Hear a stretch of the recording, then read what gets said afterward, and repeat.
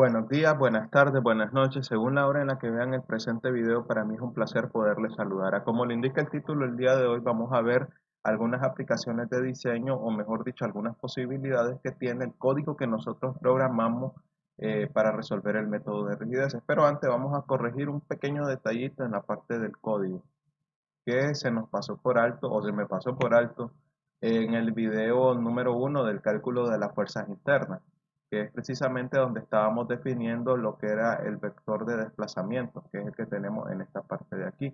Entonces, más que todo lo que vamos a hacer es agregar un menor o igual en esta parte. Y de esa manera ya está corregido el error que les decía. Lo que pasa es que este contador es el que me está recorriendo prácticamente todas las deformaciones en cada grado de libertad. Entonces, sabemos que las primeras 13 deformaciones son las que van desde el 0 hasta el 12, que es lo que se supone que se debería de estar recorriendo aquí. Pero al quitarle este igual, lo que ocurría era que recorría del 0 al 11, significa que estaba recorriendo las primeras 12 y las últimas 4 le estaba agregando un 0, y realmente sabemos que son las últimas 3 las que deben de tener un 0, por eso aquí debe de ir un igual. Ok, pero volviendo a la parte que les decía, no crean que este código que programamos únicamente les va a servir para aplicaciones académicas, como resolver las armaduras que les dejen a ustedes en sus asignaciones de la clase de análisis estructural. Entonces, esto incluso tiene unas implicaciones muy interesantes en lo que es el diseño de estructuras de concreto. De hecho, la razón por la que yo comencé esta serie fue porque me topé con ese problema a la hora de diseñar unas vigas aperaltadas y también unos cabezales de pilote. Entonces, hay un método que se llama método del puntal tensor o modelo del puntal tensor, que básicamente lo que hace es resolver una armadura para poder calcular lo que son las cuantillas de acero, tanto a flexión como por corte, es decir, calcular el acero horizontal y también los estribos de una viga peraltada. Entonces, les voy a mostrar un par de memorias de cálculo. Obviamente estas memorias yo no las puedo compartir porque son del trabajo. Las elaboré precisamente para diseñar esos miembros que les decía, pero les puedo mostrar un poco en lo que consiste el método del puntal tensor, puesto que eso no es propiedad intelectual de nadie. Este, el detalle con el método del puntal tensor es que tenemos una viga y queremos emular el flujo de esfuerzo a través del miembro estructural, y eso lo hacemos a través de una armadura. Entonces, para poder calcular el acero de refuerzo, necesitamos calcular precisamente las fuerzas que se desarrollan en estas barras de aquí. Entonces, a la hora, si se fijan, aquí programé un botón que tiene precisamente la macro que nosotros programamos en esta serie de videos, que al darle a ejecutar, lo que va a hacer es precisamente imprimirme en estas casillas de aquí lo que son las fuerzas que se desarrollan en cada una de las barras, y posteriormente lo que hace es, por supuesto, hacer varias revisiones con respecto al método y el diseño, y finalmente calcular lo que son las cuantillas de acero. Fíjense, esta es otra armadura que tiene igual, es una armadura más sencilla, pero aquí está el botón para calcular la fuerza en las barras y precisamente también hacer el cálculo del acero a flexión negativa, a flexión positiva, perdón. Entonces, posteriormente lo que hace es precisamente calcular el acero de refuerzo, pero la base fundamental fue precisamente resolver la armadura por el método de rigidez. De hecho, eso lo aclaro en la nota que está en la memoria de cálculo, que dice: los valores son obtenidos de un análisis estructural mediante la programación del método de rigidez, que es precisamente lo que se hizo aquí. Entonces, de hecho, esta no fue la única aplicación, sino también para diseñar cabezales de pilote. Esto de hecho es un cabezal de pilote que se diseña prácticamente con el modelo del puntal tensor. Estas reacciones serían las que se generan en las zonas de las pérgolas, y por supuesto estas cargas que tenemos aquí, todas estas cargas PU son las que transmiten las pilas o pilotes al miembro.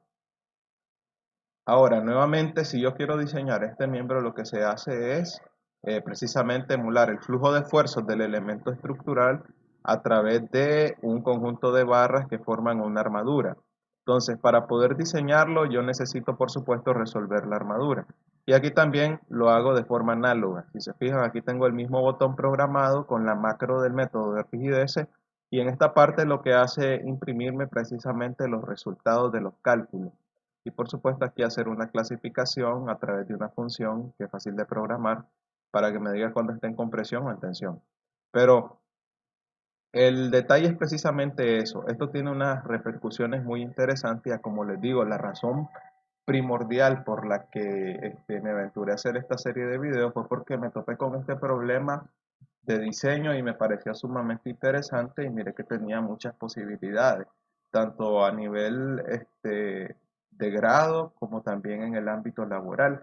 Entonces, más que todo lo insto a que sigan practicando esta parte de la programación, puesto que hay muchas aplicaciones que son sumamente interesantes y obviamente debemos de comenzar a arrancar todos los perjuicios ideológicos que envuelven este campo tan interesante, porque es triste realmente llegar a una facultad de ingeniería de cualquier denominación, de cualquier carrera, y que un ingeniero diga, ¿para qué voy a aprender programación si eso no me va a servir en mi carrera? ¿Acaso yo soy ingeniero en sistema? ¿Acaso soy ingeniero en computación? Porque es triste porque como que no nos damos cuenta de la forma en la que va evolucionando el mundo, puesto que no existe ningún campo de la ingeniería que no use software en su base.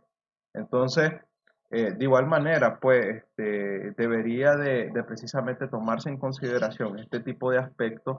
Yo entiendo que en algunas universidades de algunos países ya lo están implementando de esa manera, puesto que nosotros en este campo tenemos probablemente la mayor herramienta didáctica con la que podemos contar en la ingeniería en la actualidad. Y también la más poderosa de todas, puesto que nos ayuda a resolver miles de tediosos cálculos en precisamente cuestiones de segundos. Y por supuesto, debemos de tomar muy en consideración las ventajas que nos genera al concentrarnos precisamente en desarrollar la conciencia holística, es decir, eh, eh, más que todo ponernos a meditar un poco alrededor de los fenómenos naturales, por ejemplo, que envuelven a un problema de ingeniería, reflexionar acerca de las medidas para mitigar sus efectos, etcétera. Entonces, pero como les decía, esto tiene unas posibilidades muy, pero muy interesantes y de hecho en las escuelas de ingeniería y bueno, específicamente en la ingeniería civil, debería de ir acompañado de cada una de las asignaturas correspondientes a los diferentes campos. Es decir, que si yo, por ejemplo, voy a impartir la clase de análisis estructural, yo debo de, en primer lugar, obviamente, mostrarle todas las implicaciones que tiene el método de rigideces, cómo nosotros demostramos las ecuaciones y después de que ya se entendió la profundidad del método como tal, se debe proceder a hacer ejemplos de cálculo manuales, por supuesto, porque tenemos que aprender a hacer los cálculos a mano para poder precisamente interpretar los datos y los valores. Pero después de eso debería de implementarse, por supuesto, el uso de un paquete de software que me resuelva los problemas que estoy viendo en las asignaturas o en las diferentes clases, ya sea el SAP, el ETAP, el Robot, o los diferentes programas con los que contamos en la actualidad. Pero no quedarnos hasta ahí, es decir, no ser un esclavo de una empresa o de una marca que me va a vender siempre un producto, sino también nosotros ser capaces de desarrollar nuestros propios paquetes de cálculo a través de herramientas como la programación, ya sea en Python, ya sea en C Sharp, ya sea en C, ya sea en Java, ya sea en C++, pero aplicada a resolver los problemas que nosotros nos aqueja, mejor dicho, alrededor de la carrera. Entonces, a como se fijan, esto tiene implicaciones muy interesantes y de antemano les diga, no crean que los software comerciales hacen absolutamente todo. Bueno, resolver una armadura ya saben ustedes que lo hacen, pero no crean de que en todo momento los software comerciales les van a resolver la vida. Y decir, por ejemplo, a un jefe, no sé hacer esto, no es una solución.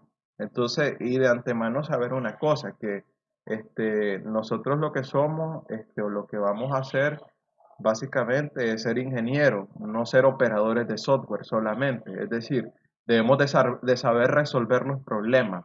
Entonces, por esa razón, les invito a que puedan aplicar este tipo de conocimiento a los diferentes campos. Si a ustedes, por ejemplo, no les atrae tanto la estructura, sino más bien ingeniería sanitaria o hidráulica o la parte de los análisis hidrológicos, ahí también hay muchas aplicaciones interesantes, o topografía o lo que sea, pues. Por ejemplo, van a toparse con una realidad que es sumamente interesante, que si solamente son, eh, no sé, operadores de software, van a darse cuenta que el nivel más alto al que se van a llevar, al que van a llegar la operación, al que van a llevar, perdón, la operación de un software, es precisamente el nivel de programación. Porque si ustedes revisan, por ejemplo, ArcGIS, para poder trabajar más cómodamente con el álgebra de mapas y específicamente con la manipulación de raster, de objetos raster en ArcGIS, para hacer ya sea un análisis de sensibilidad ambiental o para hacer, por ejemplo, un análisis hidrológico, el nivel más alto es programación. Precisamente es programación en Python. Entonces significa que incluso desde el mismo AutoCAD, el nivel más alto, el que pueden llegar en AutoCAD es precisamente programar en AutoCAD también. Entonces, de igual manera en SAP, de igual manera en otros programas de aplicaciones estrictas al ámbito de nuestra carrera o de nuestro gremio específico. Y esto, como les digo, ustedes pueden aplicar estos conocimientos ya sea para diseñar, por ejemplo, un desarenador en ingeniería sanitaria, unidades de floculación. Si quieren diseñar rejas, lo pueden hacer a través de una rutina que programan en una macro similar a la que nosotros hicimos aquí, y de esa manera poder solventar problemas que son sumamente interesantes para la carrera y al mismo tiempo como les decía, no quedarnos solamente con el hecho de, ok, entiendo teoría, entiendo después de entender teoría, la aplico a ejercicios manualmente, después de eso uso un paquete de software que me hace los cálculos que hago anteriormente, porque no quedarnos solamente en esa parte, porque nos volvemos a, como les digo, esclavos de una marca y una empresa específica. Y si esa marca y esa empresa específica brinda los servicios a un costo muy elevado, entonces nos topamos con un problema cada vez más grande. Por esa razón es que es bueno de que también nos adentremos al mundo de la programación, ya sean ingenieros sanitarios, ingenieros estructurales, ingenieros industriales, ingenieros mecánicos, lo que sea. Siempre va a haber base de software en cada una de las ingenierías. Y el hecho de poder aventurarnos en este campo, como les digo, nos abre muchas posibilidades de solucionar una gran cantidad de problemas y precisamente no depender de una herramienta más allá de, obviamente, un código de programación y nuestra mente y la manera en la que nosotros abordemos y resolvamos un problema. Entonces, bueno, más que todo esto era lo que les quería mostrar. De igual manera, les agradezco muchísimo a los que han seguido esta serie de videos. Y si tienen alguna pregunta o alguna consulta, pues pueden dejarlo en los comentarios. Estoy presto a escucharlo. También recomendaciones, se las agradecería muchísimo. Y bueno, más que todo, esto era lo que les quería decir. Y bueno, no quiero que se me escape un detallito también alrededor de lo que les decía. Bueno, más que todo que, a como le explicaba, una herramienta didáctica muy poderosa porque el hecho de que nosotros podamos, por ejemplo, demostrar las ecuaciones, eso es genial. Que podamos resolver los ejercicios también.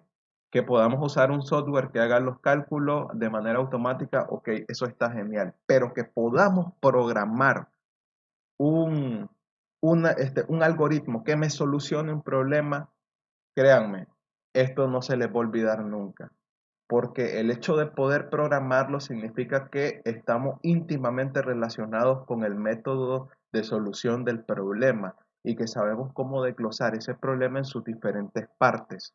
Entonces, por eso, como les digo, esto es sumamente importante porque también nos abre muchísimo la mente. Bueno, más que todo era eso lo que les quería decir. Nuevamente les agradezco muchísimo a los que han estado siguiendo esta serie. Ah, bueno, y en esta parte también, como les decía, hay que corregir ese error, porque si se fijan estos valores, cuando yo le dé ejecutar aquí, van a cambiar, y si se fija, cambiaron. Entonces, por esa razón es que en la parte inicial de este video hicimos ese cambio. Bueno, ahora sí, nuevamente les agradezco muchísimo por hacer uso de esta información y les reitero, si hay alguna pregunta o alguna consulta alrededor del método, le agradecería muchísimo si la pueden dejar en sus comentarios. Y bueno, más que todo esto era todo por esta serie. Prácticamente aquí finalizamos los videos para resolver el método de rigideces. Nuevamente les doy muchísimas gracias por hacer uso de esta información.